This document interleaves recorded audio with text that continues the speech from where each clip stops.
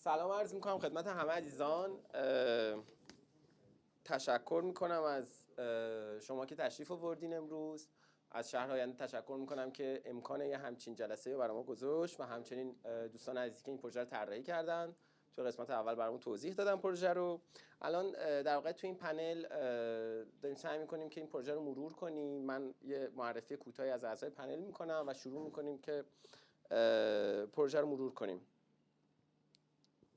محمد عظیمی معمار و در واقع مؤسس استودیو طراحی رزماری، امیرحسین طاهری معمار، امیر بهادر اشرفزاده فعال در زمینه هنرهای دیجیتال از استودیو کدون،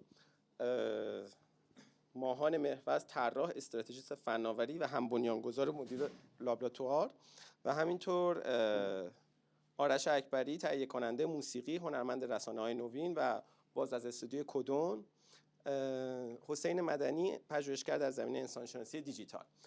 سوالمو اینجوری شروع میکنم از شما آقای طاهری عزیز. یه همچین پروژه‌ای رو به نظر تو به عنوان معمار چه جوری میشه مرور کرد؟ چه جوری میشه خوندش؟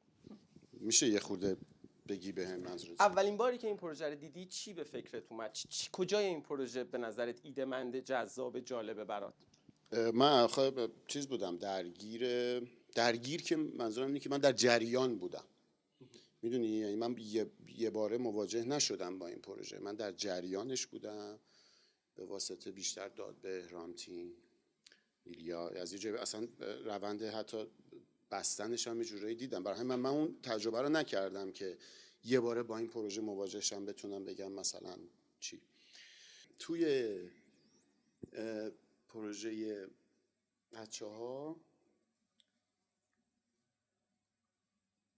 یه چیزی وجود داره که انگار یک پذیرشی در وهله اول وجود داره. یعنی انگار که شرایط موجود برای شرایط موجود یک راه حل پیشنهاد شده و اینجا فکر کردیم راجع به این که حوزه معماری آیا در داخل موضوع راه حل کماکان هر چقدر هم خلاقانه باشه یا نه. و یه حالت دیگه ای هم که اون روز برای من کلید خورد این بود که خب شاید بیرون اومدن از یعنی بزرگتر کردن حوزه معماری برگرده به این که ما بتونیم اصلا اصل موضوع تحریم رو به چالش بکشیم، نه اینی که پذیرفته باشیم و براش راه حل بدیم. آیا برخورد که الان داریم میبینیم همون برخورد سنتی همیشگی؟ من اینو برای خودم سواله مبادا که جواب فرض.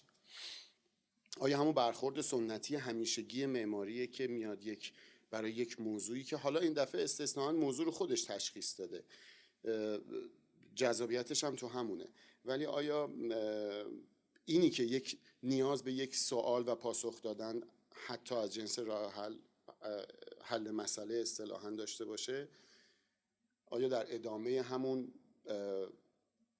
برخورد سنتی با معماریه و در اون همون مرزها اتفاق میفته؟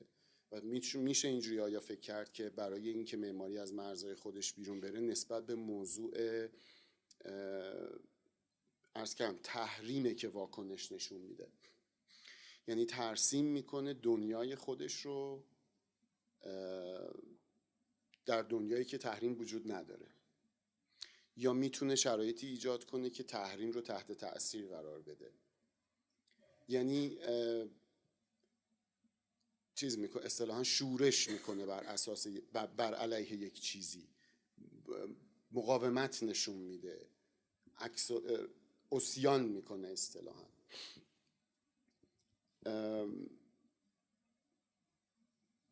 از این زاویه که من به این پروژه نگاه میکنم، ضمن اینکه یادم میاد که آخر اون جلسه هم رسیدیم به اینکه اون تصویری که رامتین امروز راجبش توضیح داد که توی مقطع کامپیوترها بودن و بالاشون فضای کارتونی که انگار پولی که در میاد، یعنی جوابش به نوعی هم تو خود این میتونه وجود داشته باشه، پولی که داره این سیستم تولید میکنه، اون تصویر انگار به من این اطلاعات رو میده که اون پول جوری رفته توی اون شهر و برگشته که همون مردم بزرگترین ساختمون شهرشون یک پارک آبیه.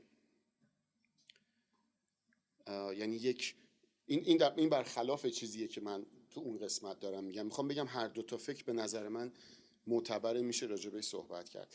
داره میگه که این پول جوری تو شهر گسترش پیدا کرده، مردم به حدی از رفاه رسیدن که بزرگترین ساختمان این شهر یک جایی که میرن فقط آب بازی میکنن، سرسره بازی میکنن. پس یه دیتایی به من میده که این معماری تونسته این کارو بکنه. میدونی اگه زمانمند بشیم، مثلا اون تصویر زمانمند فرض کنیم، یه اطلاعاتی میده که معماری تونسته انگار این کارو بکنه. من برام چیزش اینجاست دیگه. ببینید در مورد این که این پروژه چقدر باهوش و خلاقانه است، من اصلا بحثی ندارم، چون نظرم واقعا همینه. فکر نمی‌کنم حالا کمکی نه به بچه‌ها بشه نه به همه، شاید اکثریت هم نظرشون همین باشه. امیدوارم. دوست دارم که همین راجع به همین حوزه بیشتر صحبت، یعنی جنبه ایراد گرفتن خب به هیچ عنوان نداره، فقط چیزایی که من مجبور شدم بهش فکر کنم توی این مدت راجع به این پروژه. یه خورده حالا دوستان من میخوام سوال بعدی رو از ماهان بپرسم. این پروژه، این ریویویی که قبلا داشتیم و پرزنتیشن رامتین، خیلی کیوردایی که توش استفاده میشد کیوردایی بودش که خارج از دیسیپلین معماری بود. داشتیم در مورد کریپتوکارنسی صحبت میکردیم، پروسس صحبت میکردیم. به نظر تو جایگاه معمار هست که بیاد یه مانیفستی بده در مورد اقتصاد، یه مانیفستی بده در مورد سیاست، یه مانیفستی بده در مورد تحریم و بگه که بعد از این داستان‌ها احتمالاً یه همچین اتفاقی میفته؟ خیلی به نظرم سوال جالبیه. یه پاسخی هم میخوام بهش بدم، ولی اجازه میخوام قبلش یه مقدمه چینی بکنم. من فکر میکنم که همونطور که امیرحسین عزیز گفت خیلی خب، آره خیلی واضحه، حداقل برای من یا برای ایشون، که پروژه خیلی پروژه کریتیویه و خیلی داره در واقع نوآورانه فکر میکنه یا اصلا طراحی میکنه یا پرزنت میکنه. از اینا که بگذریم، احساس میکنم که شاید حالا یا رومون نشه مثلا اینو نگیم بلند بلند، یا مثلا تو دلمون فکر کنیم ندونیم چرا داریم اینجوری فکر کنیم، ولی من میخوام بلند اول بهش فکر بکنم بعد پاسخ خودمو بگم. اینه که خب حالا که چی؟ مثلا که چی؟ این خب خیلی باحاله، ولی که چی؟ یعنی این که چیه به نظرم سوالیه که حداقل اگه هیچ کدوم از آدمایی که اینجا توی این فضا هستن بهش فکر نکنم، من در اولین بار بهش فکر کردم.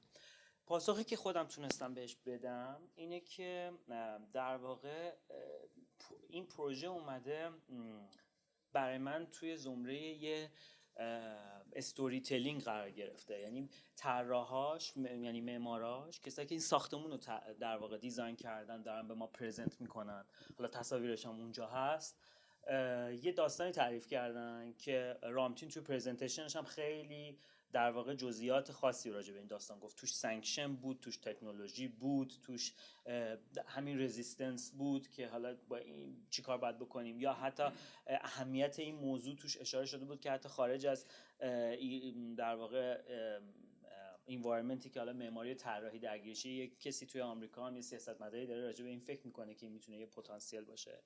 و در وهله اول برام خیلی خیلی خیلی جذابه که یه پروژه معماری میتونه بیاد در واقع زمینه اقتصادی یا زمینه سیاسی در واقع یک بیانیه‌ای بده، یک منیفستویی بده. حالا و این منیفستو رو به نظر من توی یه داستان داره تعریف میکنه که دیگه توی این پرزنتیشن من نخوام تکرار کنم، همه چیشو فهمیدیم.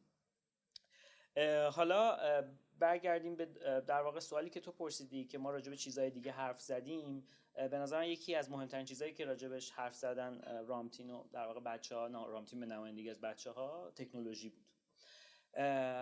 و این خیلی خیلی به نظر من هم درسته که یه دیزاینر یه پوزیشنی نسبت به تکنولوژی که داره در واقع سالهای اخیر زندگی خودش ایمرج میکنه توی جهان صحبت کنه. بلاکچین خیلی چیز مهمیه. حالا اونایی که بیشتر راجبش میدونن شاید بیشتر منو درک کنن. به نظر من یه انقلاب بلاکچین یه آرکیتکچره جدا از بیت کوین یا حالا اتریوم یا هزار تا نمونه‌ای که داره، یه انقلابیه که داره در واقع غیر متمرکز بودن رو عملیاتی پیشنهاد میکنه. یعنی میگه ببینید ما تا قبل از این داشتیم فکر میکردیم پول اگه بخواد وجود داشته باشه باید یکی متولیش باشه، ولی توی این آرکیتکچر نه به معنای بیلدینگ، به معنای ساختار، سازمان یا حالا نظام، این احتمال وجود داره که شما با تکنولوژی بیاید همه چیز رو دیستریبیوتد کنین، دیسنترالایز کنین و هنوز همه چی کار کنه و مشکلی پیش نیاد. حتی مشکلاتی که میشه پیش آوردم دیگه نمیشه پیش آورد. یعنی دیگه کسی این وسط نمیتونه کسی رو تحریم کنه یا کسی نمیتونه بگه تو میتونی از این پول استفاده کنی تو نمیتونی. یعنی خیلی خیلی داره قشنگتر کار میکنه و خب حالا بلاکچین خودش یه چیزیه که خیلی جزئیات داره، یکم پیچیده است فهمیدنش. به درستی حس میکنم که این پیچیدگی ها فهمیده شده ولی پرداخته نشده، چون مسئله این نیست که حالا مثلا هش فانکشن چجوری کار میکنه یا چجوری واقعا میشه همچین پولی داشت. این راجب در بازگشت به سوال تو اینو دارم، ولی همین نقطه هم یه چیزی برام گنگه و اون اینه که توی این پروژه‌ای که حالا راجب بلاکچینه، تو حداقل یکی این استوری یکی از نقش اصلیاش اگه نقش اول نباشه نقش دومش بلاکچینه، چطوره که اسنس بلاکچین اصلا توش وجود نداره. یعنی ما بلاکچین داره میاد میگه که آقا میتونه دیستریبیوتد باشه، میتونه متولی نداشته باشه، میتونه دیسنترالایز باشه، ولی ما بازم یه برجی داریم که سنترالایزد، همه اون ماینینگ فارما همه یه جاست، در حالی که اگه برگردیم به این تکنولوژی و نیازی که داره لزومی نداره این اتفاق بیفته. یعنی تو درست میگی که اگه یه جای برق زیاد مصرف بشه میفهمن اینا دارن ماینینگ میکنن، ولی لزومی نداره همه یه جای این کار بکنن. تو یه دستگاه ماینر میخری، میزنی به برق، یه یو آر ال توش وارد میکنی، میری عضو یه پولی میشی که حالا یه ماینیه که یه عالمه ماینر دارن توش کار میکنن، در واقع چی میگن استعاری اگه بخوایم اینو بگیم، و همه چی درسته. به خاطر همین من حتی فکر میکنم در اون برخورد اول این اصطلاحاً واژه پلازیبل یا باورپذیری این داستان خیلی درسته، ولی در یک لایه دوم اصلا لزوم، یعنی با اینکه مثلا تا یه حدودی دارن تصویر میکنن آب میاد خنک میکنه و مثلا برقم خودش تولید میشه، من وارد جزئیات تکنیکالش حالا نمیشم که چقدر مثلا این باید بررسی بشه نمیشه، خیلی هم خودم راستش بخواید مسلط نیستم روی این در واقع تأسیسات این مدلی، ولی برام یعنی جایی که در واقع یکم شروع میکنم به سوال کردن از این پروژه اینه که اوکی همه چیز درسته، ولی اگه اون تکنولوژی رو فهمیده باشیم، اون تکنولوژی اصلا راجع به دیسنترالیزیشن داره صحبت میکنه، راجع به تمرکز زدایی داره صحبت میکنه، راجع به متمرکز کردن صحبت نمیکنه. نمیدونم حالا تا خوبی تونستم پاسخ بدم به سوالی که مطرح کردم. من از صحبت تو یه سوال میخوام از خود حسین بپرسم. حسین جان تو چی فکر میکنی؟ تو فکر میکنی آیا چون واژه تکنولوژی تو این پروژه خیلی پررنگه، ماهان اعتقاد داره که بلاکچین یکی از مسائل خیلی مهم این پروژه است، دیسنترالایز کردن خیلی مهمه تو این پروژه، تو در مورد این موضوع گیری چه؟ تو هم آیا همچی فکر میکنی یا مخالفی؟ ببین یه چیز خیلی کوتاه، یک گزاره خیلی کوتاه دارم در مورد این پروژه و بعد سعی میکنم این گزاره رو تشریح کنم. از نظر من راه حلی که تو این پروژه ارائه میشه خیلی ایرانیه. حالا الان توضیح میدم که چرا میگم ایرانی. اگه بخوام توضیح بدم که چرا اعتقاد دارم این راه حل خیلی ایرانیه، باید یه مقدمه خیلی کوتاه بگم. من این روزا رو یه چیزی دارم کار میکنم، میتونم اینجوری صورتبندیش کنم به اینکه تفاوت تکنولوژی دیولپمنت و تکنولوژی ادپتیشن، این دوتا خیلی با هم فرق دارن. و در واقع بعد از یه پروژه‌ای که حالا شانس همکاریتون پروژه رو داشتم، پروژه اکسپو 2020، یه سری یادداشت و در واقع نوت و ریکورد و اینایی که ظرف 2-3 سال از تاریخ تکنولوژی در ایران جمع کرده بودم، یه جرقه‌ای تو ذهن من زده شد. پیش از این فکر در واقع آرگومنتی که در مورد تکنولوژی در ایران داشتم و دیزاین در ایران داشتم این بود که ما تاریخ در واقع مداوم و منسجم توسعه تکنولوژی نداریم در ایران. همیشه فکر می‌کردم که این یه نقطه ضعف اساسیه. دلایلی هم دارم که توضیح بدم چرا نداریم و توضیح بدم که یعنی فکتایی وجود داره که به ما اینو میگه که ما در واقع تاریخ منسجم توسعه تکنولوژی نداریم. قبلش باید توی در واقع پرانتز توضیح بدم که این صورتبندی که من دارم ارائه میدم یه سری باگ نظری داره، اینو کاملا بهش واقفم. یعنی مثلا توی این صورتبندی ذاتگرایی وجود داره که ذاتگرایی یه باگ نظریه، به این معنا که تو وقتی میگی ایرانی دقیقاً در مورد چی داری صحبت میکنی، یا آیا میشه یک ویژگی یا به یک چیزی که دقیقاً نمیدونی حد و مرزش کجاست در واقع ارجاع داد یا نه. ولی بذاریم با یه ذره تساهل بپذیریم که چیزی داریم به اسم ایرانی، چیزی داریم به اسم تکنولوژی ایرانی و بپذیریم که این تکنولوژی ایرانی ما تاریخ منسجم توسعه تکنولوژی در ایران نداریم.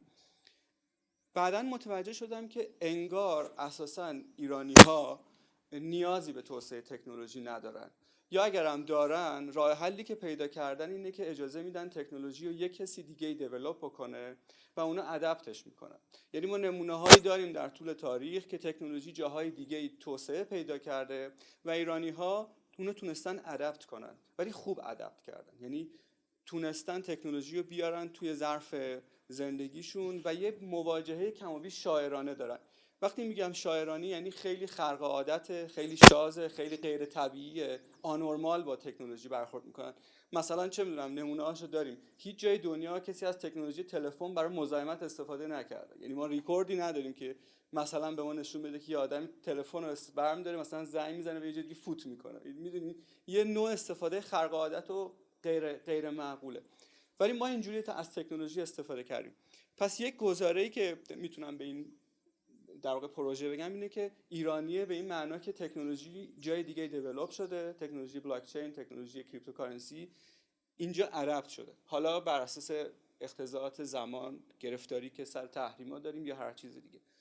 ویژگی دیگه‌اش اینه که ماجیکاله، یعنی یک گزاره دیگه‌ای که میشه در واقع در مورد ایرانی‌ها به کار برد اینه که چیزی به اسم جادو در ایران وجود داره. بی ربط هم نیست که اتیمولوژی کلمه ماجیک از یک چیز ایرانی میاد. در واقع ماجیک یا همون معادل انگلیسی کلمه جادو در واقع ماگوسه، در واقع موقعی زرتشتی ماجو، اون چیزی که ما بهش میگیم مجوس. یه کتیبه‌ای هست وقتی که رومی‌ها رفتن در زمان رومی‌ها و بریتانیا رو تسخیر کردن، یه کتیبه یه دست نوشته‌ای هست که رومی‌ها نوشتن این بریتانیایی‌ها انقدر توی جادو قویان که آدم فکر میکنه اینا به پارسی‌ها جادو رو یاد دادن. یه چیز دیگه‌ای که وجود داره در مورد ایران همین جادوه. یعنی ما همیشه دقیقه 90 یه چیزی از تو آستینمون در میاریم که شاید هم ربط داشته باشه به اون خرق عادت بودن و شاذ بودن و غیر طبیعی بودن. این پروژه در این حال جادو هم توش داره. من شاید فکر کنم همینجا به این دوتا بسنده کنیم. یعنی من فکر میکنم چیزای دیگه هم هست، بحثای دیگه هم هست که حالا جلوتر میگم، ولی فکر میکنم این دوتا ویژگی تو این هست. یعنی هم به خوبی تکنولوژی ادپت کرده، تکنولوژی که جای دیگه توسعه پیدا کرده و اینکه تونسته یه تم جادویی توش داره. بسیار عالی. محمد تو چی فکر میکنی؟ آیا فکر میکنی که این دو تا لایه‌ای که حالا حسین صحبت کرد یا لایه‌های مختلفی که این پروژه داره روی هم چجوری سوار شده؟ آیا موضع‌گیری نسبت به اتفاقاتی که اینجا میفته به عنوان طراح چیه؟ ببین اول بذار از ایده شروع کنم. من ایده کارو دوست دارم. یعنی یه ایده انقلابیه، یه ایده از جنس مقاومت طلبیه در مقابل قدرته. خب حالا اومده تبدیل شده به یه مجموعه به هم پیوسته که این مجموعه به هم پیوسته نیاز امروز ایران رو میتونه برطرف بکنه. یعنی ایدهش اینه که ما بیایم یه دیزاینی رو اینجا انجام بدیم که این دیزاین اصلا نمونه نداره توی جای دنیا. یعنی یه کامپیوتر خیلی گنده، خب که شما دکمه‌شو نمیذاری روشن کنی، شما میرید توی فضا، خب و خودت اطلاعات اون دستگاهی. میدونی چی میگم؟ خب و یه چیز دیگه‌ای که داره اینه که این پروژه اومده توسط یک چیز دیگه‌ای پوشش داده شده. یعنی اومده ایده اصلی که استخراج رمز ارز بوده قایم شده با یه چیزی کاور شده توسط واتر پارک. خب من اینجاشه که هم جالبه هم سوال داره. خب که مثلا برای طراحی همچین کامپیوتری که سیستم خنک کنندش به این شکل و اینها، آیا واتر پارک کمکی به عمل کرده این میکنه؟ خب چون واتر پارک خودش یه عملکرد دیگه ای داره، قراره بس لذت ببریم، قراره بریم فان کنیم، ولی عملکرد لوله های آب توی این، یا من بهش میگم مارهایی که توی این برج حرکت کردن، فضای خالیشن، اینها منطبق میشن با این عملکرد اون لذته، چون این فانکشنه، این عملکرد یه چیز دیگه است، این یه بازیه. خب و بچه هم پروژه رو تا اونجایی که میدونم بر یه سری بازی طراحی کردن. خب در صورتی که کامپیوتر یه بازی نیست. کامپیوتر اگه هم یه بازی باشه در نهایت به یک خروجی منتهی میشه که اون خروجیه یک نرم افزاره. درسته؟ یک ویندوزیه که وقتی دکمه این کامپیوتر رو میزنی این بالا میاد، شما میتونی اون اینترفیس رو ببینی، باهاش کار کنی و به یه نتیجه‌ای برسی. یعنی دیزاین قدرتش اینه که بتونه یه اینترفیس برات طراحی کنه، خب که نیازی که خارج از دنیای معماریه رو خب تبدیلش کنه به معماری. یعنی معماری از طریق دیزاین میتونه تبدیل شه به معماری، یعنی راه دیگه‌ای نداره. کار طراح هم همین. حالا ما برای همچین ایده انقلابی که متفاوته، از یه جا من شروع میکنم. مغز معمار. آیا مغز معمار به وجود آورنده اینه؟ ساختار مغز اون معمار متفاوت کار کرده از بقیه که این معماری به وجود اومده. اگه این مغز متفاوت نبود پس خروجیش هم نبود. خب حالا اومده این ایده تبدیل شده به این فضا داریم میبینیم. چیزی که برای من سواله اینه که ما یه واتر پارک داریم، یه دونه همونطور که میبینیم در مورد کار داریم صحبت میکنیم. سی پی یو هایی که اون پایینن، اون کامپیوتر است که موازی با هم روی هم قرار گرفته، مثل یه همبرگر. خب این دوتا به صورت به هم پیوسته طراحی نشده، دوتا چیز جدااند که اومدن کنار هم، روی هم. خب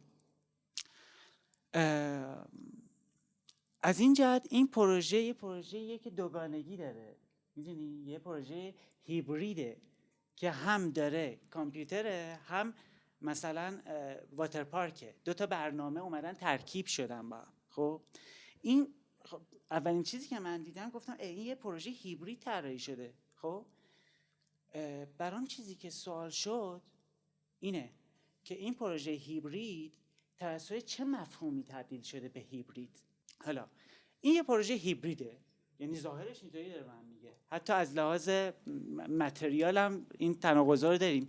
آب کنار مثلا متریالای جامد، مثلا میدونی نمیدونم فن داره، خنک کننده داره تو مقیاس بزرگ، هوا رو توش داریم. یعنی عناصر مختلف فیزیکی رو داره چیکار میکنه؟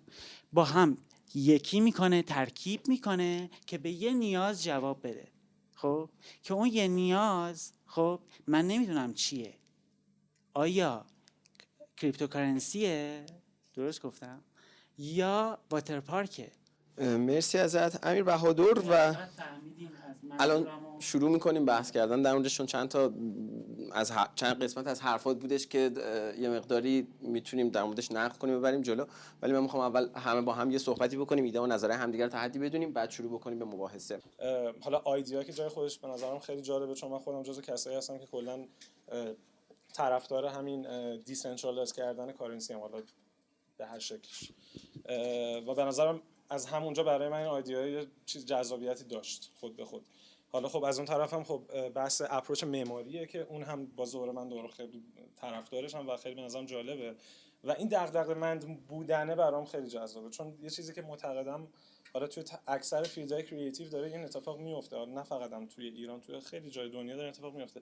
دیگه دغدغه‌ای انگار وجود نداره. یعنی خب اگه قرون رو برگردیم عقب توی تاریخ مخصوصا حالا هنر رو نگاه کنیم، هنرمندا دغدغه داشتن، جامعه بهشون نگاه میکرد و اونا یه کاری میکردن و یه حرفی میزدن، یه چیزی رو دیکته میکردن، یه چیزی رو داشتن جواب میدادن و اینو ما مخصوصا الان توی معماری نداریم. یه بحثی بود که من اون دفعه توی همین جلسه هم کردم و برام خیلی مهمه اینه که نداریم. یعنی شما توی شهر تهران هم راه بری اصلا متوجه میشه که هیچ کسی هیچ دغدغه‌ای نداشته وقتی داشته این شهر رو میساخته. حالا درسته یه ماینوریتی وجود داره، یه اقلیتی وجود داره که دارن یه سری کارهای خیلی جذاب و خاصی میکنن که خیلی اوکی، ولی میجوریتی اینطوری نیست. اکثریت یه جوری دیگه به نظر من داره، حداقل از قیافش که اینجوری معلومه. و خب این توی فیزهای مختلف حالا اتفاق افتاده رسیده به این که حالا کاری به اون نداریم، ولی به هر حال اینش برای من خیلی جالب بود که حالا یه تیم معماری، یه تیم دیزاینر اومدن با این اپروچ دارن به این نگاه میکنن. خب برای همچین نمایشگاه ببخشید یه همچین کانتست مثل ایولو، خب شما میتونید 1000 مدل آیدیا اسکای اسکریپر داشته باشین. حالا اینکه چرا رفتین درست اون دغدغه به نظر من خیلی چیز جذاب و قابل بحثیه واقعا و میتونه ازش یاد گرفته بشه که حالا تو حتی اگه داری یه لیوان هم میسازی، یه چیزی که شاید توی زندگی روزمره خیلیش فکر نکنی، اون هم باید دغدغه‌مند باشه، نه همینجوری فقط یه لیوان بسازی که یه چیزی بریزی توش. این به هر حال یه چیز جذابی بود. یه چیز دیگه هم که به نظر من الان بیشتر بهش فکر می‌کنم، قابلیت‌های دیگه که یه همچین آبجکتی توی شهر میتونه اد کنه. یعنی به هر حال یه کامپیوتر بزرگی درسته که برای ماینینگ اون خب یه حجم زیادی از پروسسور رو میتونه تکنولوژی‌های دیگر رو کمک کنه. یعنی اون سیستم مثلا تو چین داریم که ماینینگ فارمایی که دارن توی بحث هوا فضا پروسس‌های خیلی سنگین اون شکلی رو انجام میدن واسه مثلا شرکتایی که توی بحث ریسرچ هوا فضا هن، یا مثلا هر چیزی که احتیاج به یک متمتیکس زیاد، احتیاج به یک حل معادله خیلی عجیب غریبی توسط کامپیوتر داره، اون میتونه انجام بده. یعنی این خودش میتونه توی جاهای دیگه قابلیت‌های دیگه به وجود بیاره، توی تکنولوژی‌های دیگه درهای دیگه رو باز کنه. حالا لزوما خب ماینینگ درسته بخش اعظمشه، یعنی پرپس اصلیشه، ولی اون هم برای من باز جذاب بود. جزو چیزایی بود که بهش فکر می‌کردم، دیدم خب میشه خیلی جاها استفاده بشه از یه همچین کامپیوتر به این بزرگی. مرسی، ممنون. آرش، سوالی که پرسیدم از امیر بهادر و پاس داد یه جورایی به تو. من میخوام اول قبلش چون همه صحبت اقتصادیشو کردیم، ببینید سیستم توی اگه بخوایم فقط اقتصادی بهش نگاه کنیم خب داره جواب میده. یعنی همینی که ما بتونیم ساستینبل برق تولید کنیم و از اون برقه برای ماین دیتا استفاده بیت کوین استفاده کنیم، حالا هر کریپتوکارنسی دیگه ای، یعنی عملا داریم سود میکنیم. حالا اینی که آیا این سود به نفع کی قراره بشه و اینا، این دیگه جا بحث داره. همینی که حالا کی میخواد این سازه رو اصلا بسازه، خب در نهایت سود دستش میره تو جیب اون، اگر چی میگن بخش خصوصی یه نفره، اگر شهرداریه با یه سری فساد ممکنه تهش راجع به ایران هم نیست، راجع به همه جا بالاخره سیستم اداری فساد داره دیگه، اصلا نمیشه منکر این شد. خب یه سری یکی از چیزایی که بلاک چین میخواد سعی کنه حلش کنه اصلا رفع کردن همین مدل فساده که شما دیتا رو در اختیار همه قرار بدین، حالا بلاک ها رو در اختیار همه قرار بدین، همه بتونن داشته باشنش و خب این باعث میشه که عملا اون آدمای میانی که دارن بین یه معامله قرار میگیرن حذف بشه. من فقط میخواستم اینو بگم که راجع به این قضیه که این داره جواب میده. حالا اینی که ما یا میتونیم به عنوان یک کشور، حالا هایپوتتیکال، به عنوان یک کشور میتونیم به بیت کوین به عنوان یک asset نگاه کنیم یا نه، چون الان کریپتوکارنسی توی مرحله‌ای که هنوز اون ثبات خودشو نداره. یعنی مثلا بیزنس ها برای ران کردن خودشون نیاز به ثبات واحد پولی دارن. یعنی همین مشکلی که ما الان توی ایران با دلار داریم، این مشکل با کریپتوکارنسی توی کل دنیا هست. یعنی آیا میشه اصلا، و خب درگیر یه هایپه، این خیلی مسئله مهمیه. یعنی اینکه ما الان مثلا با دلار وال استریت رو داریم، آدمای نمیشه گفت خیلی آدمای خوب و مهربونی ان، آدمای نمیدونم ببخشید این واژه استفاده میکنم، آدمای فوق العاده خونخوار و کثیف، ولی بازار رو به یه ثباتی نگه داشتن. یعنی ثباتی که بیزنس ها دارن باش ران میشن و ما این پیشرفتا رو داریم میبینیم. کریپتوکارنسی هنوز این مدل رو نداره. یعنی ما با یه هایپی طرفیم که یک سری آدم به صورت دموکراتیزه شده دارن همه تاثیر میذارن روی این سیستم و این سیستم رو به راحتی میشه گایدش کرد به سمت جاهای جاهایی که اصلا بره تو در دیوار، یعنی بیمورد گرون میشه، بیمورد ارزون میشه. اینا همه چیزایی که باید به ثبات برسه که ما بتونیم اصلا با بیت کوین بگیم که خب ما asset داریم، یعنی طلا حالا بیت کوین. این یه مسئله است. مسئله دیگه هم این که خب درسته که این قضیه دیسنترالایز شدن داره کمک میکنه، ولی لزوما برای اینی که یک ماینینگ بیت کوین ما موفق باشه ما لزوما نباید دستگاه هامون دیسنترالایز باشه. این اصلا کانسپت ماینینگ فارم همینه که ما بیایم یه سری کامپیوتر کنار هم بذاریم و عملا اینا در کنار هم دیگه شروع کنن ماین کردن، حالا توی جایی که قاعدتا برق ارزونه. و خب این قضیه توی این سیستم داره میشه، یعنی اون نقطه قوت این سیستم به نظر من تولید برقیه که خودش داره میکنه و خب سیستم رو سودآور میکنه. حالا من با اون پارتش واقعا مشکل دارم که کل سیستم قرار مخفی باشه، چون معمولا از پروسه های عظیم مخفی توی تاریخ دنیا چیز جالبی بیرون نیومده. یعنی قاعدتا شاید برای مقابله با یه چیز بد ایجاد بشه، ولی معمولا خودش تبدیل به یه پروسه بدتر میشه. اما راجع به بعد این مسئله که حالا ما بیایم این سازه رو بسازیم، بازم میگم قضیه ساستینبله، سازه ساستینبله و این خودش ارزشمنده. من فقط میخوام بگم که آیا ساستینبیلیتی با مفهومی که الان وجود داره واقعا میتونه کاری از پیش ببره؟ یعنی اینکه ما یه سازه رو بسازیم، سعی کنیم تأثیرات منفیشو به حداقل برسونیم. ما الان با یه تعریفی از ساستینبیلیتی طرفیم که میگیم که آقا ضرر رو حداقل برسون. خب اگر ما تو قبل صنعتی شدن بشر به شعورش به این شعور میرسید که باید هر سازه‌ای که به طبیعت اضافه میکنه به فکر کانسیکوئنس ها و عواقبش باشه، بله میتونست این تعریف باشه. چون الان مثلا فیسبوک توی یه قضیه خیلی پروموشنال برمی‌داره یکی از دیتا سنترهاشو توی اسکاندیناوی آب یه رودخونه‌ای رو از توی دیتا سنتر رد میکنه و با این روش داره دیتا سنترش رو خنک میکنه. این الان جواب نیست. موقع قبل صنعتی شدن جواب بود، الان دیگه جواب نیست. الان ما انقدر ضرر زدیم. میگم جالب ترین حرفی که هست، خیلی هم شاعرانه است، اون دیالوگ ایجنت اسمیت به مورفئوسه که میگه که همه فکر میکنن انسان‌ها پستاندارن، ولی خب پستاندارا موقعی که یه جایی پیشرفت میکنن با طبیعت و همه موجوداتی که پیرامونشون به یه تعادلی میرسن. انسان نه، انسان میاد اونجا رو از طبیعت آری میکنه، یه فضایی میسازه که معلوم نیست چیه، ما بهش میگیم شهر ولی تو طبیعت سطل آشغاله، و بعد انقدر ریسورس ها رو میکشه تا اون ریسورس های اونجا تموم شه و خب بره شیفت کنه یه جای دیگه دوباره اونجا رو هم خراب کنه. یعنی میگفت تعریف من ویروسین شما تا پستاندار. و خب این کاملا مصداق داره الان، یعنی دیدیم که دقیقا همین ریختی شدیم. ولی حالا چطوری میتونیم از این چیز کنیم، از این بگذریم صرفاً با این قضیه که ما انرژی کمتر مصرف میکنیم نیست. ما الان مثلا اگر توی اون کیس خاص که حالا عباس آباده، ما داریم با اضافه کردن این سازه ساوندسکیپ اونجا رو عوض میکنیم. یعنی با اضافه کردن اونجا دیگه ما آرامش اونجا رو نداریم، صدای گنجیشک و پرنده اونجا رو نداریم، هرچی موجوده حد اقلی هم که اونجا داشتن زندگی میکردن رو نداریم، در حالی که سیستم خودش به ذات قابلیت اینو داره که همه اینا رو نه تنها کم نکنه بلکه اضافه کنه. یعنی ما الان مثلا واتر فلو رو داریم، این واتر فلو میتونه تبدیل به یه آبشار شبیه سازی شده بشه. این آبشار شبیه سازی شده داره ساوندسکیپ اونجا رو ساوندسکیپ طبیعی به اونجا میده. خب این ساوندسکیپ طبیعی باعث میشه که نه تنها این عنصر یک عنصر بیفایده از دید طبیعت نباشه، بلکه بیاد به یه عنصر بالفعل تبدیل شه که داره به طبیعت خدمت میکنه. من الان بحثم ناتورالیستی و هیپی بار نیست، من بحثم اینه که ما در نهایت خودمون داریم اینجا زندگی میکنیم و خب اگر قراره که یک سازه‌ای بیاد و به کیاس و به اون پولوشن اضافه کنه، واقعا مشکل داره. اگر میخوایم فیوچریست باشیم، اگه میخوایم به آینده نگاه کنیم، اگر قراره که نه یه سازه‌ای بسازیم که سرور باشه که خب اوکی. به نظر از لحاظ کانسپچوال این سازه مشکل داره،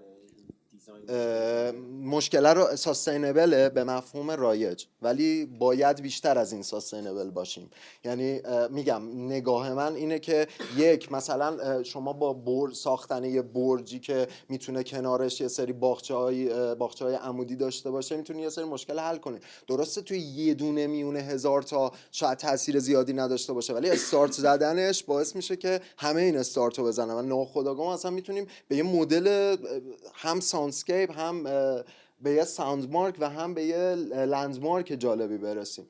راجبه بعد در نهایت، حالا من همه اینا رو بگذاریم برسم به سوالت شما، اینی که توی اینتراکشن دیزاین چی، ما از دو وجه باید بهش نگاه کنیم. یکی اون قضیه که من به عنوان یک شخص پسیو که دارم توی اون محیط زندگی میکنم، به نویز زندگیم داره اضافه میشه.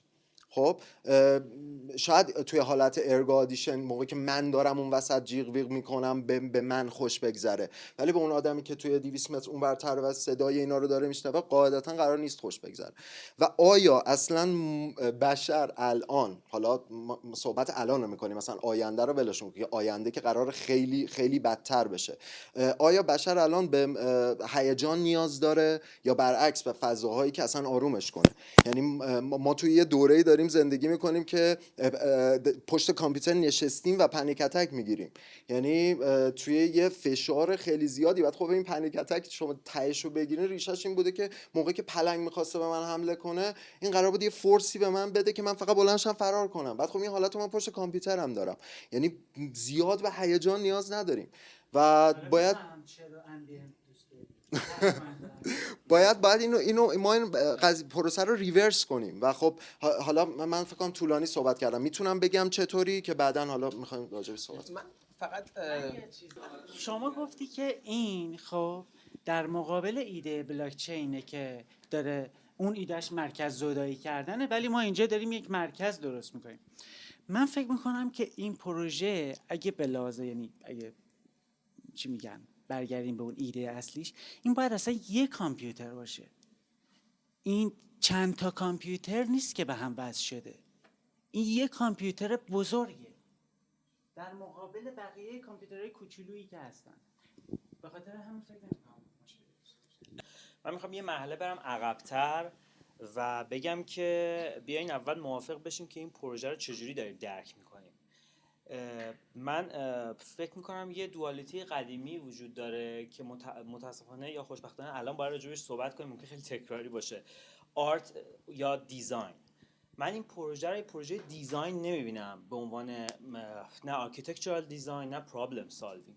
من بیشتر این پروژه رو یه پروژه آرتیستیک میبینم که دیزاین اتفاقا یه مدیومه برای آرتیست که اومده در واقع توش خودش رو اکسپرس کرده. به خاطر همین و حتی یعنی اون اشاره حسین خیلی درست میدونم که میگه که برخورد ایرانی پوئتیک تغزلی ما به خیلی از چیزا اینجا هم داره تکرار میشه. ما توی ایران یه نمونه دیگه که حداقل من به ذهنم میاد توی گرافیک دیزاین، دقیقاً توی دیزاین یه میس کامیونیکیشنه که ما توی ایران تایپوگرافی رو به عنوان یه چیزی که دیزاینر ازش استفاده میکنه که حالا مثلا پوستر دیزاین کنه یا خیلی از مثلا متریال‌های گرافیک دیزاین رو تولید بکنه داریم، در حالی که خارج از ایران که میریم مثلا هیستوری گرافیک دیزاین می‌بینیم این کاملا اصلا بیشتر از اینکه توی گرافیک دیزاین بزننش توی در واقع پوئتیک آرت می‌بینی که از مثلا این حروف انگلیسی استفاده شده برای خیلی به شکل اکسپرسیو.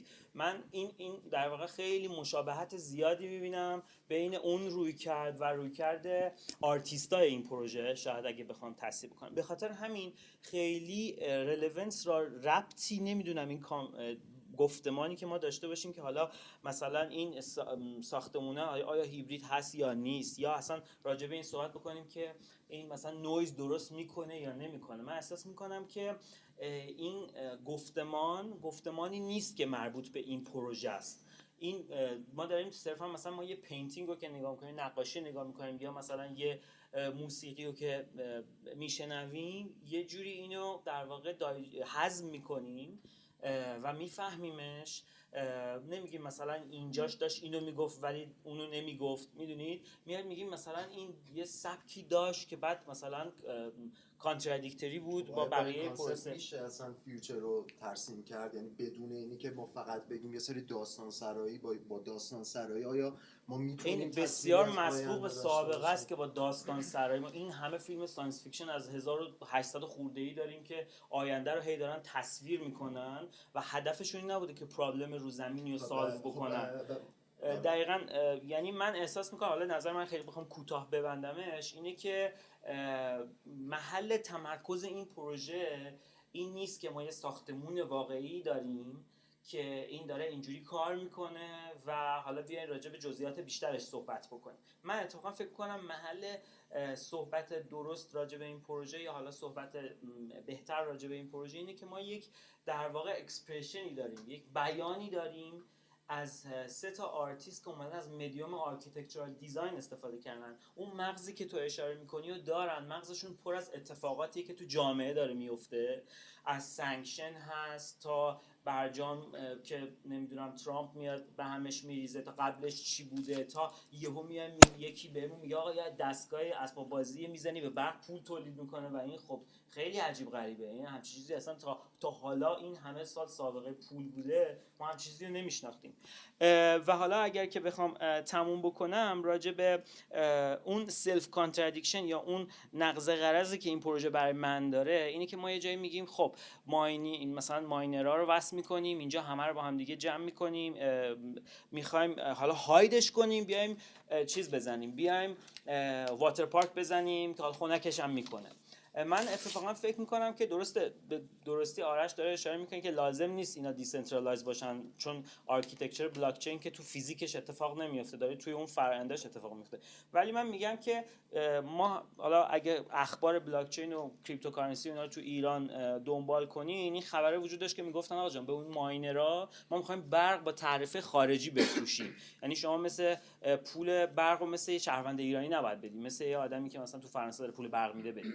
بعد خیلی از اینا گفتن که ببین خب ما این اتفاقا هاید میکنیم، چجوری تو هر واحد خالی آپارتمانی توی ایران یه ماینر میزنیم، وقت کی میفهمه که ما حالا ماینینگ فارم بودیم یا نبودیم. خب من دارم میگم که این که همینجا هست دیسنترالیزیشن و مشکل شما رو حل میکنه. توی این مایندست چرا اصلا باید بیایم اینا رو همه رو جمع کنیم که بعد حالا به این فکر باشیم که در واقع حالا یه جوری قایمش کنیم. ببخشید من میتونم یه چیزی اد کنم به نظر شما؟ این راجع به این قضیه آینده من کاملا موافقم که اصلا سایفای خیلی کمک کرده به تکنولوژی. یعنی مثلا من به جرئت میتونم بگم آگمنتد ریالیتی که الان ما داریم از سایفای اومده. ولی زمانی که ما تصمیم میگیریم که یه داستان سایفای بگیم، این خیلی فرق میکنه با اینی که من تصمیم بگیرم یو آی یک سافتور آینده رو ترسیم کنم. موقعی که من دارم این کارو میکنم عملا دارم وارد یه وادی دیگه میشم. موقعی که من دارم استراکچر رو طراحی میکنم و میگم که اصلا این یک سازه‌ایه که در عباس آباد با مثلا 30 متر ارتفاع، خب پس یعنی اینی که از من مخاطب این انتظار میره که اسپکت‌های نویز اینو بررسی کنم، اسپکت‌هایی که تاثیر ویژوالی که اون میخواد بذاره روی اون محیط رو بررسی کنم. آره تو همون فیلم سایفای دیگه، یعنی در حد همون فیلم سایفایه. من حرفم اینه. من میخوام برات شاهد مثال بیارم از گذشته که چه اتفاقاتی شبیه این افتاده در تاریخ معماری.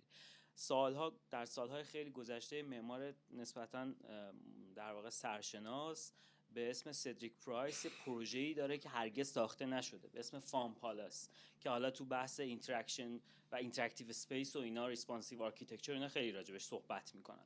این فضاییه که هم اون موقع خیلی تخیلی بوده و کار نمی‌کرده، یه چیزی بوده که مدام داشته پروگرام بهش اضافه می‌شده، کم می‌شده، سازه بهش اضافه می‌شده، کم می‌شده و در واقع هرگز هم ساخته نشده. خیلی تکنولوژیستای کامپیوتر ساینس هم حتی کمک کردن که این ساختمون بتونه یه جوری درست بشه، ولی هرگز یه پروتوتایپ هم اتفاق افتاد ولی بیشتر رو کاغذه. این پروژه در واقع اینسپایرشن خیلی از آرکیتکچر هایی که ما امروزه الان داریمشون، ساختیمشون، میریم توشون، داریم ازشون استفاده میکنیم. چه میدونم آفیس رد هت رو بری نگاه کنی، میتونید مثلا الهام پذیری هاشون رو از مثلا اون پروژه ببینی. من در واقع بحثی که من داشتم میکردم اینی که کار این پروژه چفت و جور شدن توی حالا طبیعت و مثلا یه جوری نشستن توی طبیعت که همه چیز مثلا ساستینبل بمونه یا نچرال بمونه، که من خودم شخصا اصلا بهش اعتقاد ندارم که اصلا نچرال یا آرتفیشیال وجود داره و احساس میکنم ما هم داریم یه بازی میکنیم که نمیدونیم این بازی جزء چه بازی بزرگتری که شاید یه اکتر دیگه‌ای داره حتی به ما فشار میاره که نمیشناسیمش هنوز. میگم فارغ از تمام این بحثا این پروژه داره اون کار میکنه و من بزرگترین چیزی که ازش میگیرم اینه که این پروژه داره به من میگه آقا آرکیتکچر معماری داره به سیاست و اقتصاد واکنش نشون میده و پاسخ میده به این و پاسخش این شکلیه. چرا شما فقط 2 تا تاپیکو از میونه همه اینا کالکت کردی؟ یعنی خب این سازه قراره روی سوشیال ریلیشنشیپ ها تاثیر بذاره، قراره روی ساوندسکیپ تاثیر بذاره. چرا یعنی اینا رو ما میتونیم فیلتر کنیم و بگیم که خب اوکی ما داریم نمیده، ما داریم دیتا ماینینگ میکنیم و یه تیم پارک داریم. یه چیزی گفتی که این آرتیستن و من اینو دیزاین نمیدونم. شما هم باید صحبت از تکنولوژی میکنی. تکنولوژی از چی به وجود اومده؟ از تخنه به یونانی یعنی آرت، یعنی هنر و تخنه. اصلا آرت نمیگفتن تو یونانی، میگفتن تخنه. اصلا هنرمند یک صنعتگره، داره یه تکنیکه، از طریق تکنیکشه که اون الهامات، شهود، هر چیزی که هست از طریق اون تبدیل میشه به فضا. یا میدونی شما همون فیلم های ساینس فیکشنی که داری صحبت میکنی، حالا نمیدونم الین میگی هر چی، همشون آخرش که نگاه میکنی میبینی کاستوم دیزاینر، فلان دیزاینر، چی دیزاینر، اون یکی دیزاینر، همش دیزاینر، توسط یک کارگردانی مدیریت میشه این دیزاینرها. خب تبدیل میشه به یه فیلم. من می‌خواستم فقط یه چیز بگم در جواب.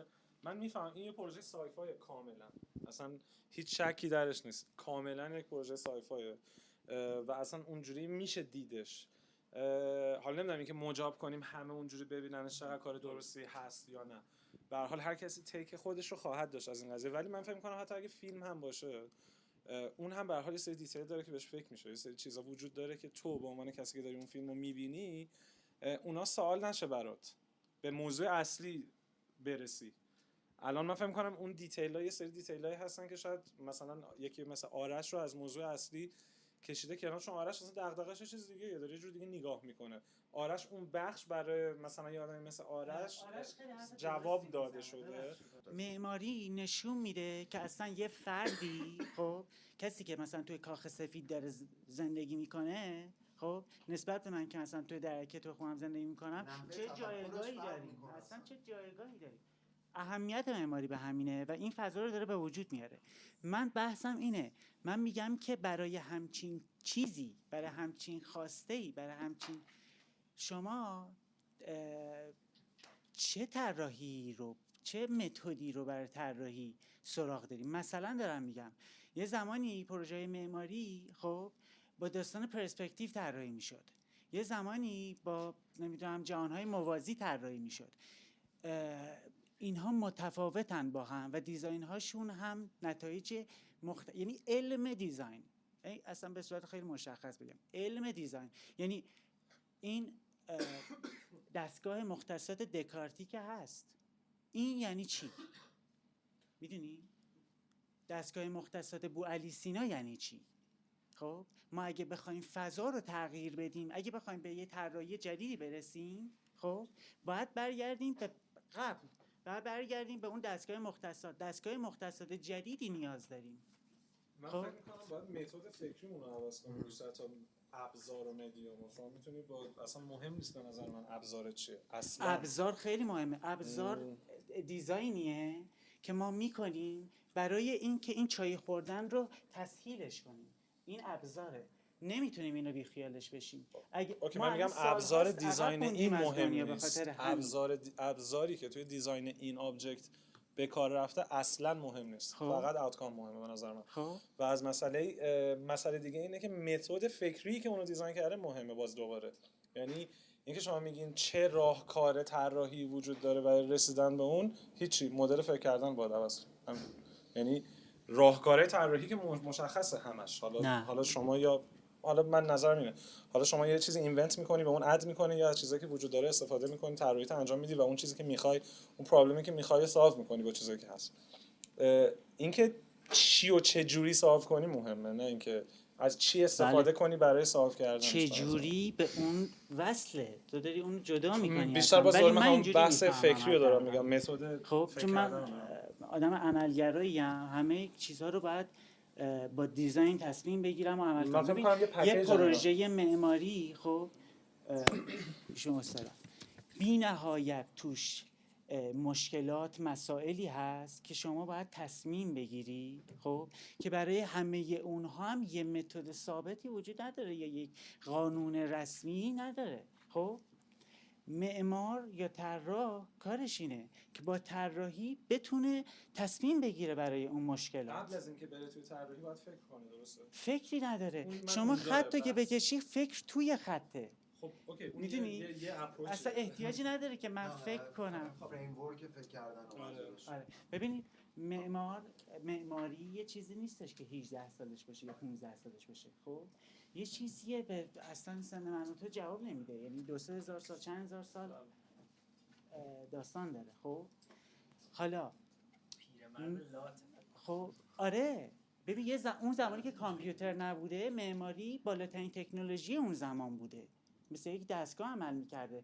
حتی میتونسته مغزها رو شستشوی مغزی بده، میدونی، میتونسته یک نرم افزار جدید رو مغز آدما نصب کنه.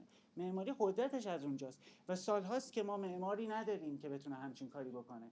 پروژه های عظیم و طویل رو میدن دست کسایی که حتی بلد نیستن دستگاه مختصات یعنی چی، میدونی؟ مرکز دستگاه مختصات بچه چند تا سوال اینجا اومده، استفاده می‌کرده. من فکر کنم کم کم بریم تو سوالا، چون فکر کنم تو سوالا خیلی بحثای جدید و جالبی پیدا شه.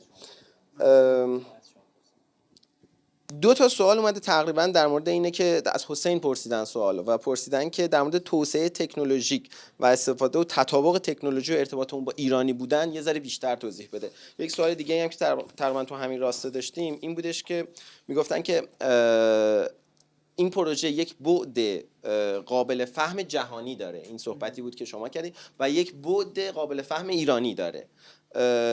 تجربه فهم این پروژه آیا وقتی میگیم ایرانی یا جهانی این تفاوت ایجاد میکنه؟ این پروژه برای من تقریبا من برداشتم از این متن این بوده که سوال پرسیده غیر از این بوده لطفاً بگه تفاوت میکنه یا خیر اینا یکیه؟ بذارین چند تا نکته رو بگم. اولا که با احتیاط اگر از کلمه ایرانی استفاده میکنیم، منظور من بومیگرایی نیست مطلقاً. به نظرم میاد که نوع فکر کردن ایرانی میتونه به عنوان یه مزیت رقابتی امروز توی جهان هم اهمیت داشته باشه. توضیح میدم که چرا. فکر کنید که شما میایین سراغ من و میگید که کولر میخوام، آب یخ میخوام، یه چیز خوراک میخوام، یه گزارایی شبیه این به من میگید. من میتونم از حرفای شما استنباط بکنم که شما دارید از گرما رنج میبرید. شبیه این وقتی مدام در همه رسانه ها میشنویم که در مورد پایداری داره صحبت میشه، معماری پایدار، جامعه پایدار، میدونیم که مهمترین سند مورد توافق نوع بشر سند 20 در مورد پایداریه، یعنی Sustainable Development Goal. وقتی این همه مدام با بسامد خیلی زیاد کلمه پایداری رو میشنویم، میتونیم چه نتیجه‌ای بگیریم؟ میتونیم این نتیجه بگیریم که جهان داره از ناپایداری رنج میبره، درست مثل اون آدمی که داشته از گرما رنج میبرد. خب این برای ایرانی‌ها خاطره است، یعنی این وضعیتی که الان دنیا گرفتارشه برای ایرانی‌ها خاطره است. یعنی ایرانی‌ها همیشه گرفتار آنستابیلیتی بودن، همیشه گرفتار ناپایداری بودن. میشه توضیح داد که چرا، ولی من نمیخوام اینجا طول و تفصیل بدم که چرا ما همیشه گرفتار ناپایداری بودیم، ولی یک کمی مرور تاریخ ایران میتونه به ما نشون بده که ما همیشه در وضعیت ناپایدار زندگی کردیم.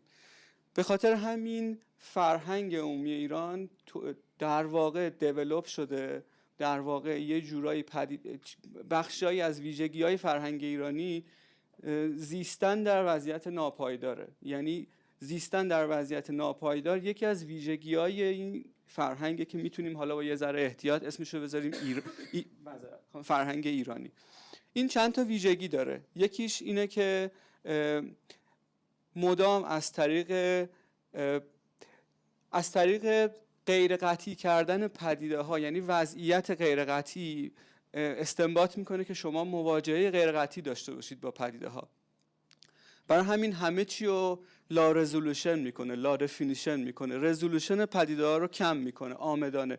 مثلا یه چیزی شبیه کانسپت انشالله که خیلی جای دیگه احتمالاً قابل فهم نیست، یه راه حله. انشالله یعنی چی؟ انشالله یعنی بله یا انشالله یعنی نه، مشخص نیست. یعنی این میدونم منظورم اینه که داره سعی میکنه وضعیت رو غیر قطعی بکنه.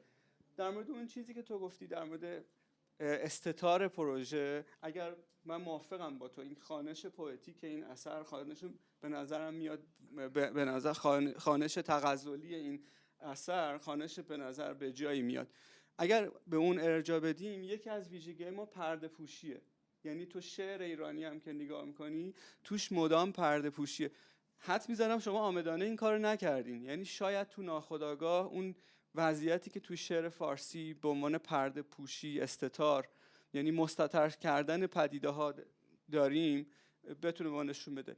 یه مثال دیگه میزنم و حرفم کوتاه میکنم. مثلا در مقایسه زبان فارسی مثلا با زبان آلمانی یه نتایجی پیش روی ما میذاره. مهندسی آلمانی برایند زبان آلمانیه که رزولوشن بالایی داره. یعنی زبان آلمانی تماما تلاشش اینه که برای همه پدیده ها واژه هایی بیاره. شما متنی که میخونید متن واضح تری باشه، تلاش برای اینه که متن واضح تری باشه. برای همین میتونه از توش فلسفه پدیدار بشه و از تو اون ذهن مهندسی هم پیدا بشه، چون همه چی رو داره به سمت رزولوشن بالاتر، وضوح بیشتر میبره. اما در عوض در زبان فارسی تمایل به کاهش وضوحه، برای همین از توش شعر پدیدار میشه، از توش نوع خاصی از استفاده از تکنولوژی پدیدار میشه، نوع خاصی از دیزاینه که من فکر میکنم این شاید ناخودآگاه. مرادم از این که این وضعیت به درد جهان میخوره اینه که اگر فرهنگ ایرانی به خاطر این نوع مواجهه، یعنی نوع مواجهه غیر قطعی با پدیده ها تونسته دووم بیاره، شاید این یه راه حلیه برای جهان. یعنی شاید یکی از راه حل‌های جهان هم اینه که سعی کنه وضوح پدیده ها رو عامدانه کاهش بده. فکر میکنم که این منظورمه. سوال بعدی اینه، خیلی ساده، چقدر این پروژه به نظر شما یه پروژه جدیده، یه پدیده جدیده؟ میخواین از اون اول شروع کنید یا از نه بفهم؟ فقط لطفاً کوتاه، یعنی هر کی در حد 1 دقیقه سریع توضیح بده و چراشو بگه. پدیده جدیدیه به خاطر اینکه همچین پروژه‌ای من تا حالا ندیدم، به لحاظ دیزاین نه، به لحاظ ایده. خب و از یه جهت دیگه هم جدیده به خاطر اینکه توی شهر تهران ما یه پروژه‌ای نداریم که انقدر مسئلهش فان باشه، یه تفریحی به شهر اضافه کنه. این هم یه چیز جدیدیه برای من. اما به لحاظ طراحی نمیتونم چیز جدیدی رو توش ببینم، حتی به گذشته میرم، به آرکیگرام و اینجور داستانا. امیر حسین تو چی؟ من نمیدونم منظور از چیز جدید چیه. آره بالاخره یه جوری نگاه میکنم بهش، میگم آره خب یه چیز جدیدیه، من تا حالا همچین چیزی ندیده بودم. از طرفم میتونم نگاه کنم که خب همیشه نه، مدت هاست که پروژه تو خود ایولو دریای پروژه های های رایزیه که قرار نیست ساخته بشه. پس این از این جهت اصلا جدید نیست. میدونی یه سایت جدید داره، یه سایت غیر جدید دیگه. تصویری که بگم اگه برای من مهمترین بخش این پروژه اون تصویری که از اون تهران داره ارائه میشه، اصلا هم برای من اهمیت نداره که این تصویر شدنی هست یا نه. تهش برای من اون برخوردی که بچه‌ها کرد، یعنی اون خودآگاه یا ناخودآگاهی که یک تهرانی رو داره تصویر میکنه که اینجوری داره زندگی میکنه، برای من معماریشون اون برای من جدیده، من ندیده بودم. من راستش خیلی موافقم با این حرف. یعنی جدید به چه معنا؟ خب خیلی سوال مهمیه. دقیقاً من همین حرفی که امیر حسین جان زد، یه چیز به هر حال بلاوزه، یه چیزی که من تا حالا ندیدم. چیزی که برام جذاب بود این بود که 2 کانسپت مثل کریپتوکارنسی، یه چیز خشک اون شکلی و اومدن قاطی کردن، این چیز خب جذابی داره، یعنی از اون لحاظ جدیده. ولی اینکه بخوام بگم این کاملا یه چیز جدیدی و من اصلا میدونین چی میگم، این اونجوری بهش نگاه نمی‌کنم. من جذابیتش بیشتر اون دغدغه است که پشتشه واسم. یعنی نه قیافش زیاد برام مهمه راستش که چه شکلی دیزاین شده، چه اصلا هیچ کدوم اون اتفاقاتی که بچه‌ها زحمت کشیدن میدونم که خیلی به هر حال چیزه، اونا رو من زیاد راستش بهش فکر نمی‌کنم. بیشتر ایده برام خیلی جذابه، این ایمپلمنتیشن این 2 فضاها و اون حالا به قول خود بچه‌ها اون دوگانگی که داره و از همون مهمتر همون دغدغه‌ای که و اپروچی که با معماری به یه مشکل شد. ببین به نظر من پروژه اصلا جدید نیست. یعنی این پروژه هزار واقعا عدد درست نیست ولی چندین و چند مثال راجعش میتونیم بزنیم. شما راجع به آرکیگرام صحبت کردی، مووینگ سیتی اگه اشتباه نکنم، فام پالاس، خیلی خیلی پروژه‌های زیادیه که این تم اینطوریو داره. باز برای من جالبه که ما یه دوره‌ای در کامیونیتی معماری خیلی خوب میفهمیدیم واکینگ سیتی چیه، ولی الان انگار دچار تعارض میشیم وقتی که شاید هم اون دوره من نبودم، نمیدونم اون موقع هم دچار تعارض شده بود. ولی چیزی که برای من در واقع خیلی خیلی با ارزشه تو این پروژه، اینم سوء استفاده کنم از این میکروفون اینو بگم، اینه که بسیار زیاد با روح زمانی که داره توش زندگی میکنه در هم تنیده شده. یعنی 5 سال پیش هیچ معنی نداره، 10 سال بعد هم هیچ معنی ممکن نداشته باشه. باز برمیگردم به همین موضوع کریپتوکارنسی که واقعا داشت آرش اشاره میکرد، بسیار چیز آنستیبلیه. یعنی اصلا ممکنه چند سال دیگه بخندیم به این که میزدیم به برق پول در می آوردیم، خیلی چیز مسخره‌ای اگه بهش فکر بکنیم. و این دقیقاً در یک بزنگاهی یه پروژه طراحی شده که مربوط به تمام مؤلفه‌های اجتماعی و سیاسی و حتی تکنولوژیکال در واقع همون زمانه خودشه. اما یه صحبتی کردن راجع به این که قیافش مهم نیست. منم باز میخوام سوء استفاده کنم بگم به نظر منم قیافش اونقدر در هم تنیده نیست با ایدهش. یعنی اگه یه باکس در بسته بود که میگفتن یه ساختمون اداری که توش مثلا کریپتوکارنسی هم داره ماین میشه و حالا یه سری لوله در بسته غیر شفاف هم هست، آبم توش داره حرکت میکنه، هیچ اتفاقی نمیافتاد. من احساس میکنم در واقع یه ادیتیو معماری عجیب غریب یا حالا یک فرم های عجیب غریبی صرفا اومده انگار اضافه شده به یه ایده ای که خیلی با اون ایده خانایی نداره. یعنی از این جهت حتی یکم این پروژه رو به نظرم ضعیفتر میدونم از نمونه های مثل در واقع مووینگ سیتی و مثالایی که راجعش صحبت کردیم. من خیلی موافقم با این حرفا، چون دقیقاً درسته. یعنی جدید نیست ولی استیتمنتی که پشتشه خب استیتمنت قدرتمندیه. یعنی ما از اون بر باز دوباره از بابت اقتصادی ما اون قضیه رو داریم که برق داره با آب تولید میشه، از اون بر توی مواجهه با تحریما داریم که این پروژه مخفیه و در این حال با یه چیزی مخفی شده که جنبه فان داره، همین که ایشون گفتن، و خب اینا چیزای با ارزشیه. ولی اون قضیه که حالا که قرار ما یک سازه داشته باشیم، هیومن اکسپریانس و تأثیری که اون سازه قرار روی اون محیط و آدمایی که دارن توی اون محیط زندگی میکنن کاملا اسکوپ پروژه است. یعنی اسکوپ این پروژه آدم‌های ایرانن. یعنی اصلا نمیشه که آدم‌ها رو حذف کنیم بگیم که اینجا یه برجیه که داره بیت کوین ماین میکنه. بیت کوین داره ماین میکنه چون ما تو تحریمیم، پس هیومن اکتیویتی مهمه و خب نمیشه بدون حذف کردن هیومن اکسپریانس. حالا من اینو یه کمی بستش دادم، قبول دارم. یعنی من اینو بستش دادم، گفتم که خب فقط پولی که تو جیب ما میره نیست، صدایی که من دارم میشنوم هست، من موقعی که با دوستم دارم میرم اونجا چه اکتیویتی میخوام بکنم هم هست. آدمایی که اونجا هستن و هیچ وقت هم نمیخوان برن اونجا ولی صداشو دارن میشنون جزو این پروسه هستن. گنجشگاهی که توی اونجا دارن زندگی میکنن و با ساخت اینجا دیگه اونا نیستن هم هست. همه اینا اسکوپ پروژه است. نمیدونم. منم میتونم یه جوابی بدم تو این. من میخوام یه جواب رادیکال بدم آخر راستشو بخواین. به نظر من این پروژه جزو جدیدترین پروژه هاییه که تو ایران اومده. خیلی بخوام نمیگم جدیدترین چون کل پروژه های ایران نمیدونم، ولی میتونم بهت بگم جزو نظر شخصی من جزو مثلا 3 تا پروژه جدیده، به خاطر اینکه معاصره، به خاطر اینکه سالی که این پروژه رو شروع کردین کی بوده؟ پارسال.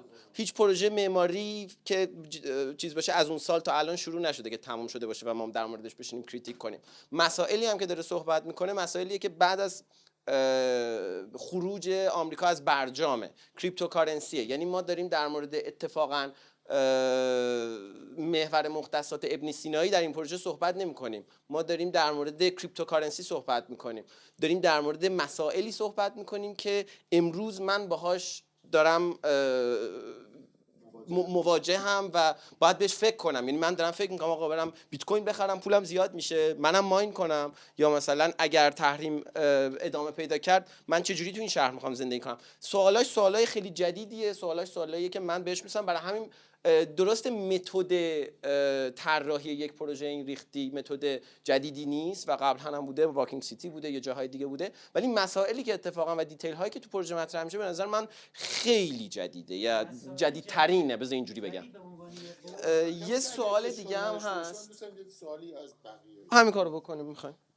خب من فکر می‌کنم هر اثری یه زندگیش موقعیه که دارین تولید، اون کسی که داره تولید میکنه یه زندگیش موقعیه که اون مخاطب یه خوانش خودش رو روش میذاره.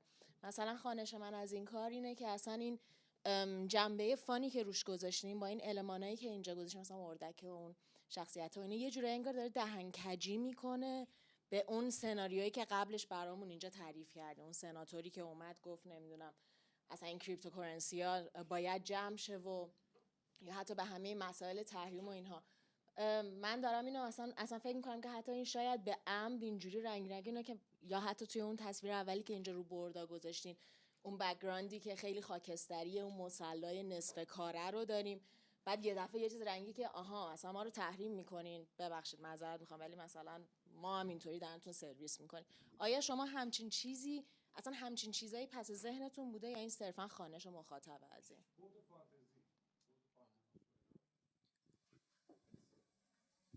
من باز دارم جای 3 نفر آدم حرف میزنم، طبیعتا خیلی دقیق نمیدونم، ولی 100% یعنی 100% فکر کردیم به این چیزا. بعد میگم من اول صحبت هم گفتم که جالب ترین چیزی که تجربه این پروژه برای ما داشت همین کامنت های عجیب غریب بود که هر کی یه چیز میگه راجع به این، و یه چیزیه که خب خیلی آدما میتونن کامنت های متفاوتی، جبهه‌گیری متفاوتی راجبش داشته باشن و من خب خیلی خوشحالم که این حرفا رو شنیدم راجبش. هممون قطعا 100% ممکنه زاویه داشته باشه با چیزایی که ما اصلا دنبالش بودیم، بهش فکر کردیم، دیالوگ کردیم و این در واقع نهایتا تولید شده. ولی خب ماجرا همینه دیگه. مثلا اگه کوت علی رو استفاده کنیم که اگه موضوع معاصریه، ما هم آدم معاصریم، اگه من اینجام تو هم اینجایی، به هر حال میتونیم یه جبهه راجع به این پروژه هر کدوم هر چقدر تو اسکوپ یا بیرون اسکوپ داشته باشیم و یه نقد ریز تون راجع به حرفایی که شنیدم، باز نظر شخصی، نظر تیم نیست اصلا. فکر کنم الان تا اونجا که وقت داشته باشیم صحبت بکنیم، فکر کنم این پروداکتیو ترین مدل بحث باشه. آخرام یکی یه سوال پرسیده که جمع، یعنی باز از همه اعضای پنل با اون بتونیم ببندیم. من وقت احساس کردی که دیگه میشه بحثو بگو. بفرمایید. نقد داشتیم به پنل. آره نقده خورده شبیه حرفایی که حالا کسرا هم زد. یه سری حرفا رو خب اصلا راجع به هر پروژه‌ای میشه زد. ماجرا ساوند راجع به چه پروژه‌ای نمیتونین راجعش بگی؟ میدونی؟ چون من می‌خواستم جوابشون هم بدم. من خیلی خب یعنی اگه تو نبودین بحث اینجا مطرح نمیشد و ما یعنی اصلا نکته قضیه همینه که خب راجع به این و البته راجع به همه چی این بحث باید صحبت بشه، حتی چقدر فانتزی این موضوع دغدغه بجایی و ما هم یه جورایی بحثمون دغدغه است دیگه. ما واقعا اوایلش اصلا جزء صحبتمون اصلا هیچ موقع نمی‌خواستیم ببریم این موضوع. اون هستیم که پلتفرم گنده یه موزلی بریم حرف بزنیم توش مثلا.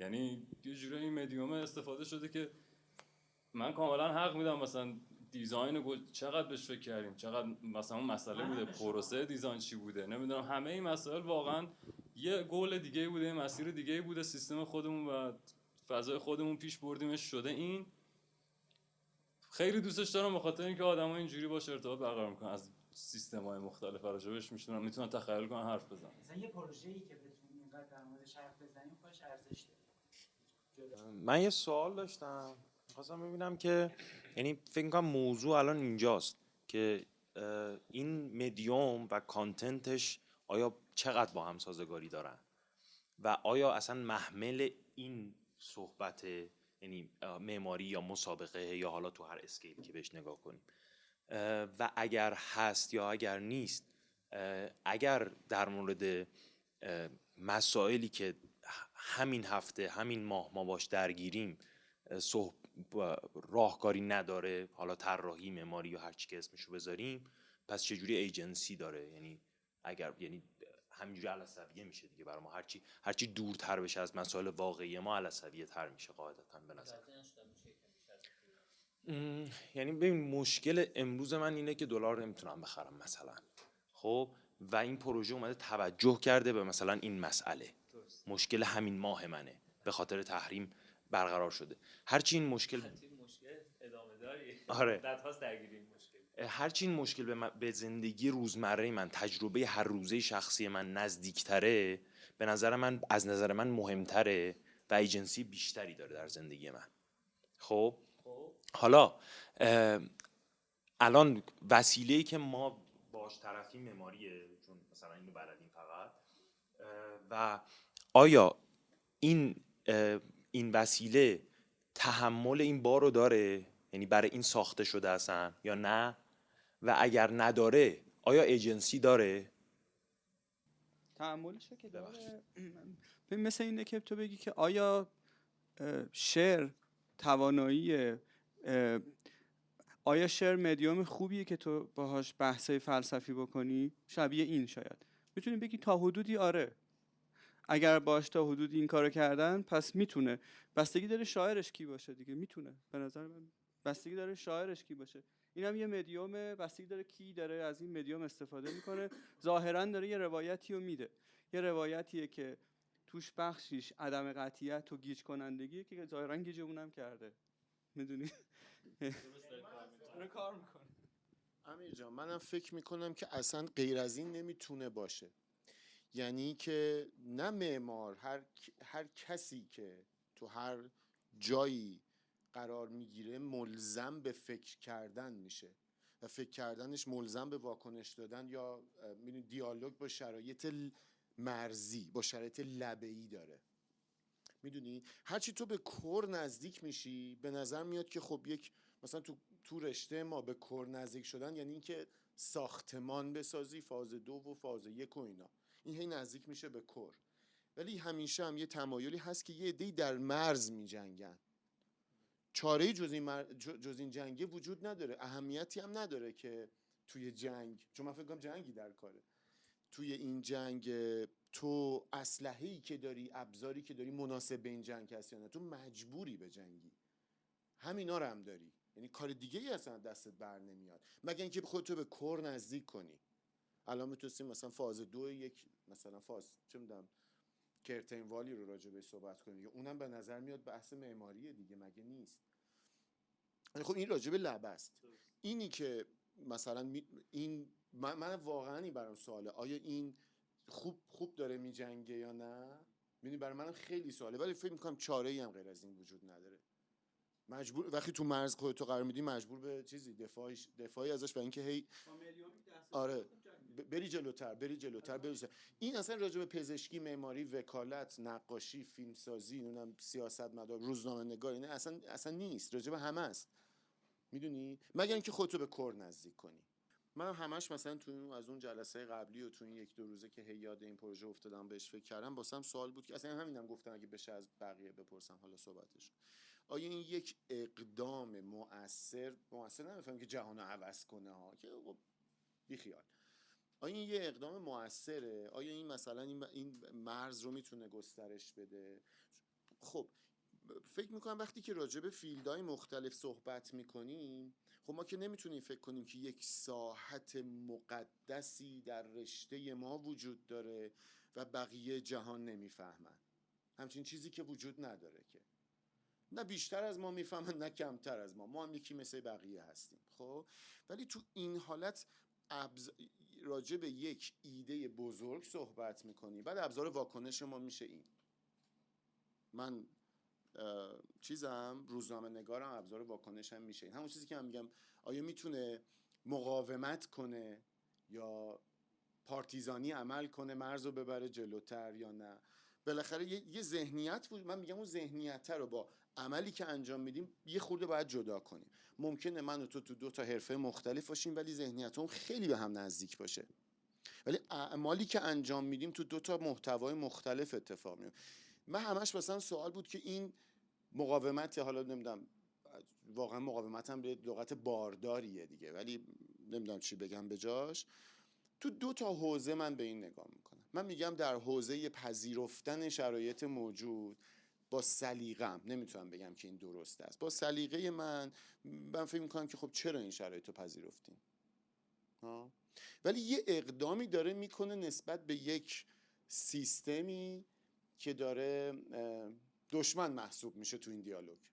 مثلا ترامپ، قیافه ترامپ داره دیگه، این داره دهنکجی میکنه به اون، ما انقدر آدمای خفنی هستیم که فلان، میدونیم هم که ساخته نمیشه، ولی این داره میره آمریکا، همون چیزی که ماهان عزیز گفت. خب یه کاری کرده، میدونی؟ یکی مدل این مدل ذهنیه چیه؟ یکی اینکه اکتش چجوریه. اکته به نظر من اکته، مهم اینه که اکته. فقط اشاره کردی در مورد پارتیزانی، شاید خیلی گویا بکنه. توی جنگ پارتیزانی که جنگ پارتیه دیگه، جنگ ایرانیای اشکانی در واقع، جنگ اسمش روشه، جنگ پارتیزانیه. سپاه اون موقع که سپاه دشمن اون موقع که روم باستانه، یه سپاه منظم، یه در واقع کلاسیکه. ایرانی‌ها در یک شرایطی که روبروشون یه سپاه منظم قویه، شتر رو آتیش میزنن، ول میکنن توی اون سپاه از هم میپاشه. مثلا مدل جنگ پارتیزانی مثلا یک از ویژگیاش اینه. خب اینا هم یه همینه دیگه. اینجا مثلا اونجا شتر رو به مدیوم تبدیل کردن، اینجا مثلا برج رو به مدیوم تبدیل کرده و این داره همون کارو میکنه. یعنی یه جور مواجهه، من موافقم با کلمه پارتیزانی که به کار بردی، یه جور استفاده غیر عادی از چیزی که یه جور دیگه استفاده میشه. مثلا شتر قرار نیست آتیشش بزنن ولش کنن تو جمعیت، ولی اینم شبیه همونه. فکر کنم اینم مثل شتره. تقریبا دوستان 10 دقیقه از وقتمون گذشته. اون سوالی هم که می‌خواستم بپرسم لابلای بحثا در واقع جواب داده شد. ممنون از همتون که اومدین.